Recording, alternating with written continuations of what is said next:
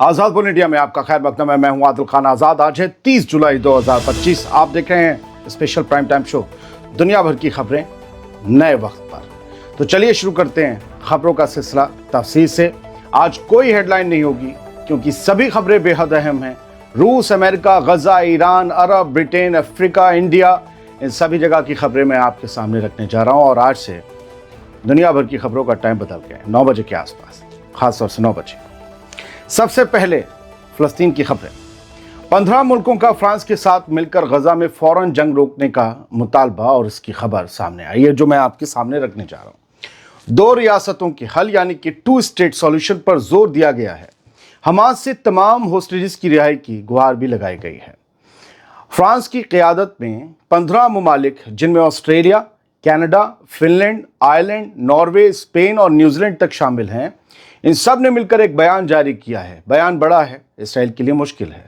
इन सब ने मुतालबा किया है कि गजा में फौरन सीज फायर हो, हमास के कब्जे में मौजूद तमाम होस्टेजेस को रिहा किया जाए और इसराइल फ़लस्तीन तनाज़े के हल के लिए 2 रियासतों के फार्मूले यानी 2 स्टेट सॉल्यूशन पर, 2 स्टेट फार्मूला पर दोबारा काम शुरू किया जाए। बयान में यह कहा गया है कि इसराइल और फ़लस्तीन दोनों को आज़ाद और जमहूरी रियासतों के बतौर पुरअमन और महफूज सरहदों के साथ रहना चाहिए, जैसा कि यूएन की करारदादों में भी कहा गया है। इन मुल्कों ने गजा की खस्ता इंसानी हालत और आम लोगों की भारी तादाद में हो रही मौतों पर गहरी फिक्र का इजहार भी किया है और कहा है कि यूएन और उसके इदारों का किरदार राहत पहुंचाने के काम में निहायत ही अहम है। यानी कहीं ना कहीं इन्होंने क्रिटिसाइज किया है अमेरिका की जीएचएफ फाउंडेशन को। बयान में यह भी कहा गया है कि गजा और वेस्ट बैंक को दोबारा फ़लस्तीनी अथॉरिटी के तहत लाया जाए ताकि इक़्तिदार का मरकज़ मजबूत हो सके। ब्रिटेन ने आज एक बड़ा बयान दिया है, जिसके बारे में हम आपको बता चुके हैं। ब्रिटेन ने कहा है कि सितंबर तक अगर गजा में सीज फायर ना हुआ तो फ़लस्तीन को हम रिकॉग्नाइज कर लेंगे, तस्लीम कर लेंगे। और ये सुनकर इसराइली पीएम बौखला गया है। फ़लस्तीनियों की ज़मीन पर बाहर से आकर बसे लोगों के प्राइम मिनिस्टर को आज़ाद फ़लस्तीन के लिए उठ रही सदाएं अब खटकने लगी हैं। ताज्जुब की बात यह है कि जिस ब्रिटेन के दम पर इसराइल वजूद में आया, पैदा हुआ, अब उसी ब्रिटेन को नेतन्याहू धमकियां दे रहा है, आग दिखा रहा है। नेतन्याहू ने यूनाइटेड किंगडम यानी कि ब्रिटेन पर जिहादी आतंकियों को, जिहादी दहशतगर्दों को खुश करने का इल्ज़ाम लगाया है। ये जिहादी वाला लफ्ज़ नेतन्याहू ने हमास के लिए इस्तेमाल किया है, उस हमास के लिए जिसने 7 अक्टूबर को 1000 से ज़्यादा लोगों को कत्ल किया था। और इसराइल तब से लेकर आज तक 60,000 फ़लस्तीनियों को कत्ल कर चुका है, जबकि ये सिर्फ ऑफिशियल आंकड़ा है। इस हिसाब से इसराइल को क्या बुलाया जाना चाहिए मुझे नहीं पता, आपको पता होगा। असल में ब्रिटेन ने ऐलान किया है कि अगर सितंबर तक गजा में जंग ना रुकी और इंसानी मदद ना पहुंची तो वो फ़लस्तीन को आज़ाद मुल्क के तौर पर तस्लीम कर लेगा। ब्रिटिश प्राइम मिनिस्टर कीयर स्टारमर ने साफ कहा है कि इस फैसले का मकसद हमास को नहीं, 2 मुल्कों वाले हल को मजबूत करना है। लेकिन नेतन्याहू ने उल्टा इल्ज़ाम लगाया कि इससे हमास को ताकत मिलेगी और जिहादी रियासत बन जाएगी।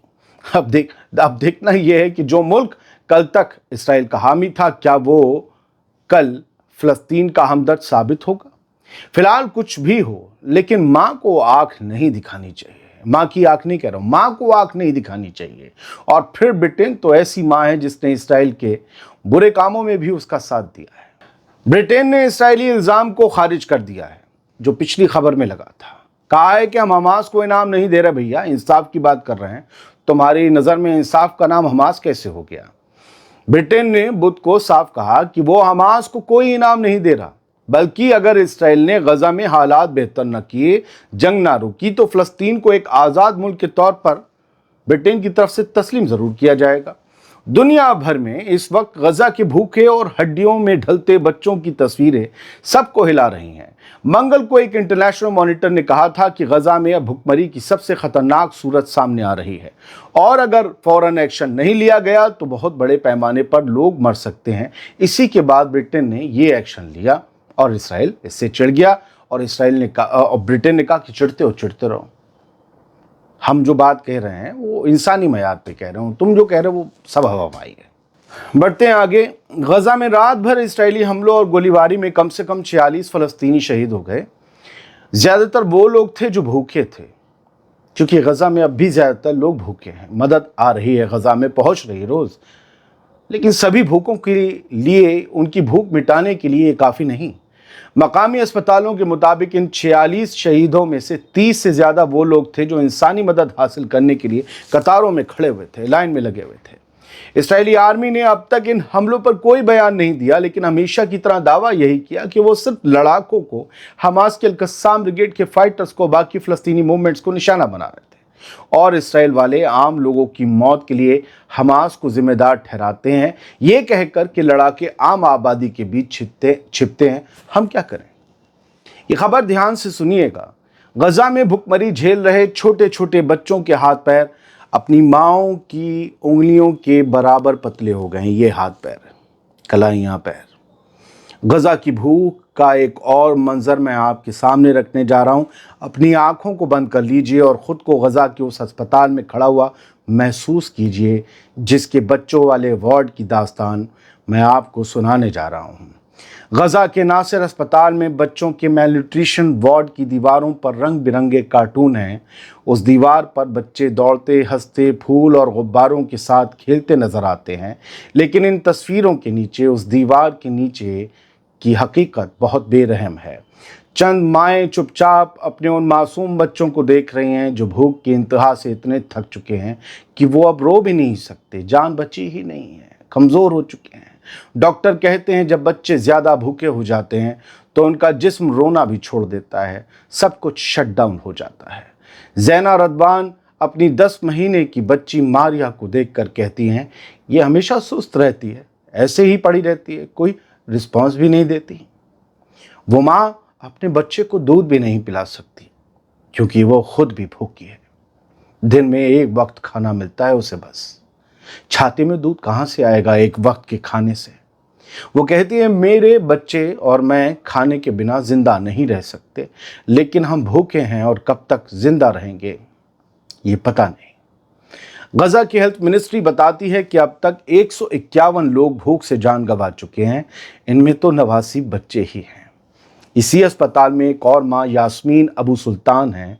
अपनी बच्ची की पतली पतली टांगों और पतली पतली बाहों की तरफ इशारा करके कहती हैं, देख रहे हैं, ये हैं उसकी टांगें और ये हैं उसके बाजू, बस मेरी उंगली के बराबर, इतने पतले।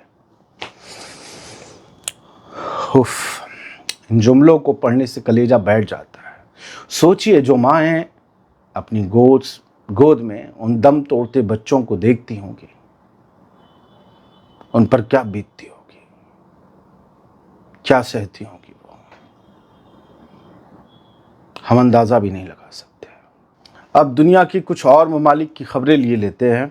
पिछले 24 घंटों में रूस ने यूक्रेन के 156 इलाकों पर हमला किया जहां यूक्रेनी फ़ौज और विदेशी लड़ाके तैनात थे।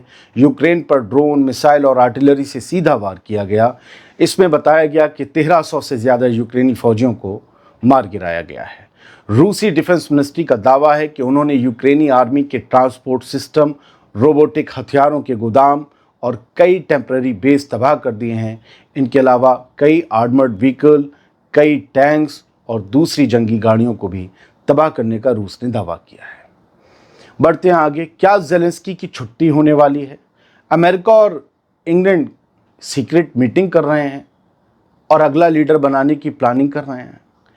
दरअसल रूस की इंटेलिजेंस एजेंसी SVR का दावा है कि अमेरिका और ब्रिटेन के अफसरों ने चुपचाप एक अल्पाइन रिजॉर्ट में यूक्रेन के टॉप पावर ब्रोकर्स से मीटिंग की है। मकसद है ज़ेलेंस्की को कुर्सी से हटाना। इस मीटिंग में ज़ेलेंस्की के करीबी आंद्रे यारमाक, मिलिट्री इंटेलिजेंस चीफ और यूनाइटेड किंगडम में बैठने वाले यूक्रेनी एम्बेसडर शामिल थे।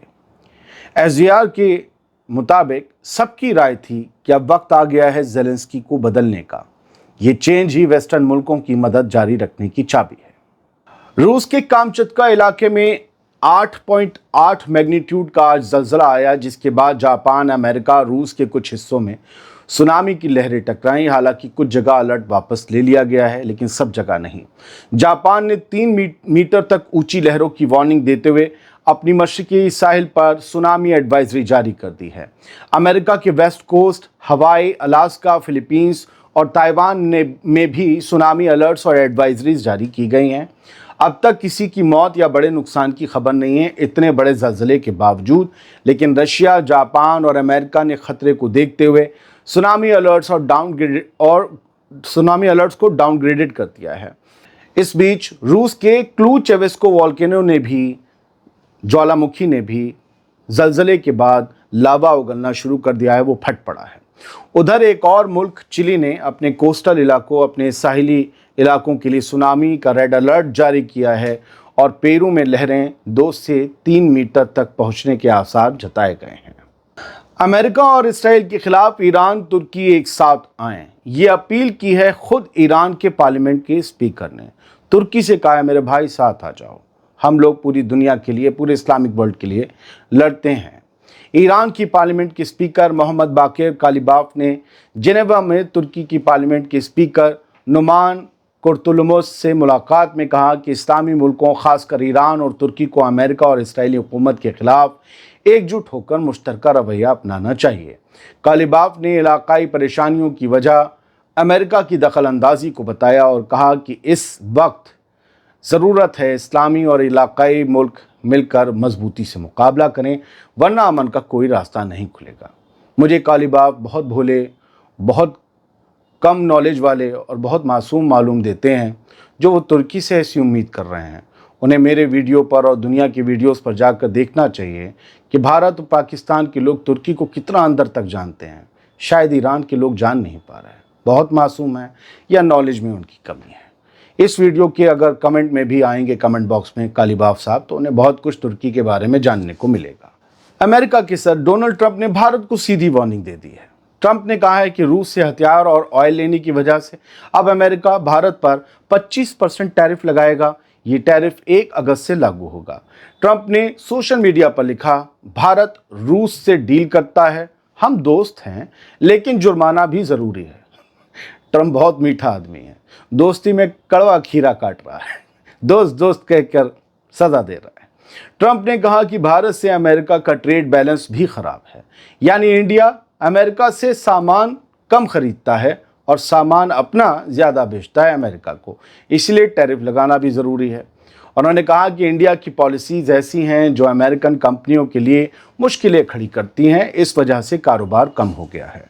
ट्रंप ने यह भी कहा कि इंडिया रूस से आज भी हथियार खरीद रहा है और चीन के साथ मिलकर रूसी ऑयल, यानी रशियन ऑयल जो है, जैसे जापानी तेल होता है वैसी रशिया का तेल जो गाड़ियों में चलता है, वो रशियन ऑयल भी खरीद रहा है।